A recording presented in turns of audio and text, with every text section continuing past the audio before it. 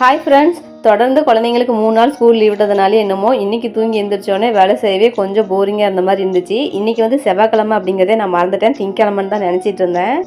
அப்புறமா ஜெய்குட்டி வந்து சொன்னான், அப்போ தான் எனக்கு தெரியும் ஆமால இன்னைக்கு செவ்வாய்க்கிழமை அப்படின்றதே.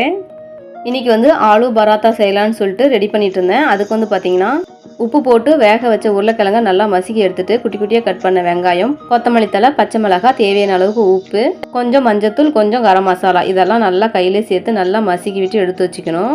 அதுக்கப்புறம் சப்பாத்தி மாவை ஒரு அளவுக்கு நல்லா தேய்ச்சிட்டு அதுக்குள்ளே அந்த ஸ்டஃபிங்கை வச்சு திரும்ப சப்பாத்தி மாதிரி நல்லா தேய்ச்சிக்கணும். அதுக்கப்புறம் வழக்கம் போல் நம்ம சப்பாத்தி சுடுற மாதிரி 2 பக்கமும் நல்லா வேக வச்சு எடுத்தோம் அப்படின்னா ஆலு பராத்தா சூப்பராக ரெடி. மாவை நம்ம எந்த அளவுக்கு சூப்பராக சாஃப்டாக பிழையிறோமோ அந்த அளவுக்கு சப்பாத்தியும் ரொம்பவே சூப்பராக சாஃப்டாக வரும்.